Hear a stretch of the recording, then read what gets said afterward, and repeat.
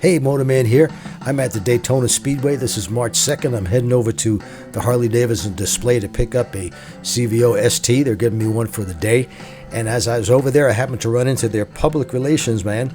That's Paul James. And I asked him a couple of questions. I thought you might enjoy that. Feelings on that? Well, as the motor company, we want the dealers to sell at MSRP. That's why we have suggested retail price. But we cannot. They're independent businesses. They can run their businesses as they choose. I think, as a long-term, how you deal with customers and how you relate to customers, it's better to sell at MSRP. Yeah. And here's the bike I'll be riding for the day. This is the Road Glide ST, of course. There are two versions of the CVO model, the standard CVO or the CVO ST. This bike comes in a pearl white or raven black metallic. I'm not sure which color I like better. I think the white stands out a bit more and would probably be easier to keep clean than the black. But let's take the bike for a ride.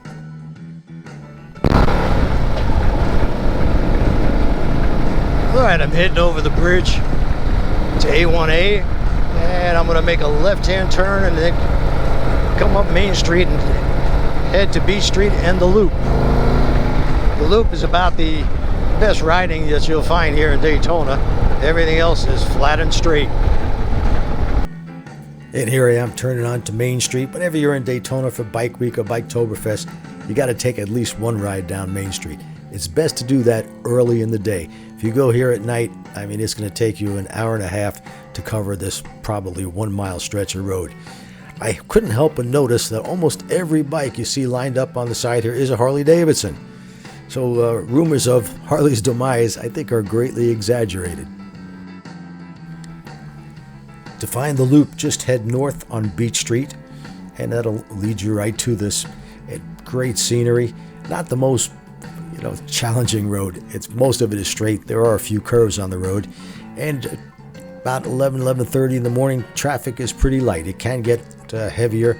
In fact, as you go on during the week, you get more and more motorcycles here. But let me tell you, this motorcycle just handles beautifully. It rides great. It has the performance suspension, adjustable front and rear, as it should be on a sport touring motorcycle. Lots of power. You've got 127 horsepower on this model, and it's geared a little tighter than the standard CVO. By the way, pay attention to the speed limit. And as you can see, the police do patrol this, so stay around that speed limit. Speeding tickets are very, very expensive. I think they start over $200 now.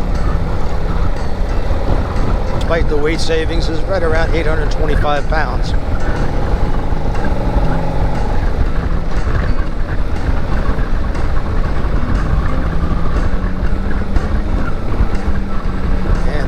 This is what you see on this road, trees growing over. Very, very Florida looking. We are in Central Florida, so it's not the tropics. But just like where I live, north of Tampa, 6 months the weather is beautiful. 6 months it's 95 degrees every day. And really, really humid.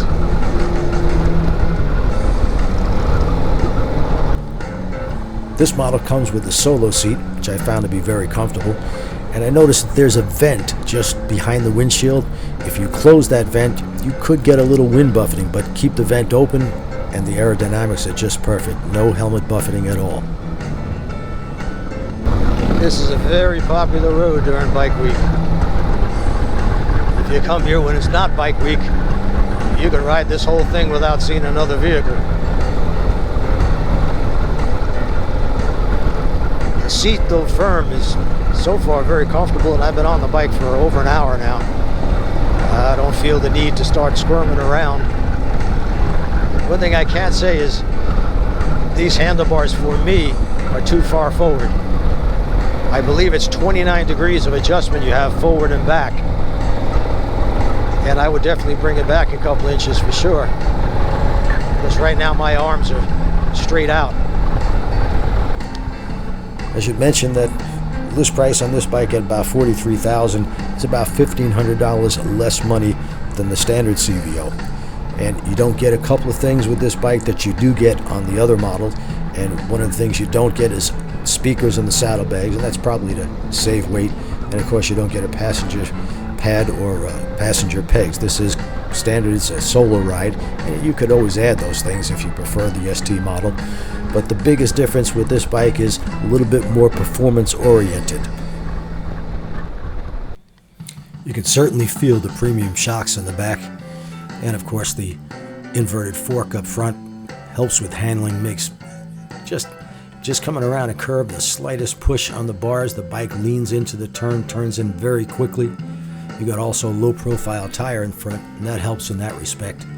But this is a motorcycle that you can enjoy really just cruising around town. It doesn't matter, or high speeds, or even a day at the track. You're going to have tons of fun with this bike. Lots of power, torque all over the place. And as I said, this bike is geared a little bit tighter than the standard CVO.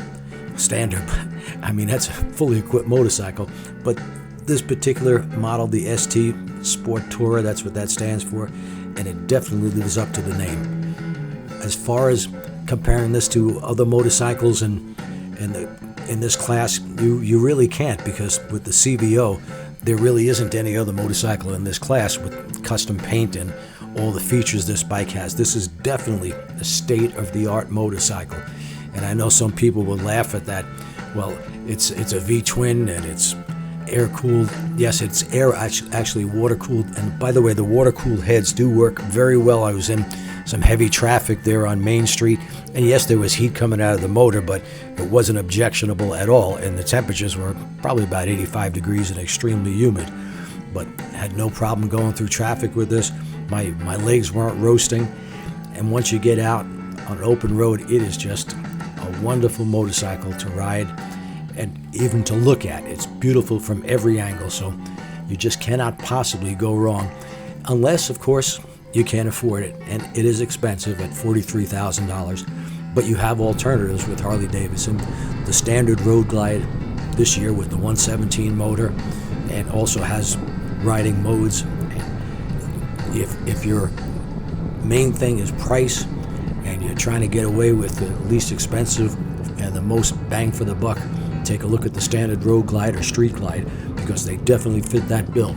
The price reduction, $26,000. If you want the blacked out motor or optional paint, yes, it's going to cost you more money, but you don't have to have those things to have a great motorcycle. So I hope you enjoyed this.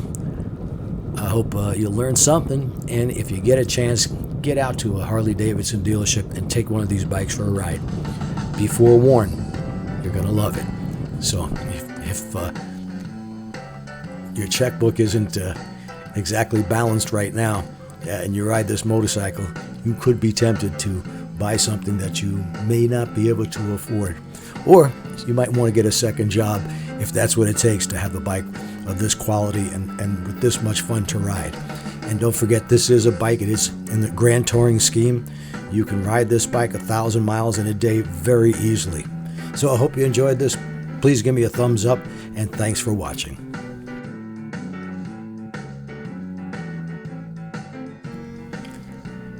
And now I'll show you the black. This is Raven Black Metallic, another beautiful paint job, just as all the CVOs have just terrific paint jobs. And that costs money. I mean, you want the best as far as custom paint jobs, go to Harley Davidson. If rear crash guards are optional, front ones are standard. If the bike tips over and you have the rear crash guards, you don't have to worry about the bike getting damaged. Anybody can have a tip over. Just come into a stop and put your foot down, and all of a sudden there's some sand or oil there, the bike tips over, you'll be protected. Once again, thanks for watching. Get down to your local Harley Davidson dealership and take this bike out for a ride. You won't be sorry.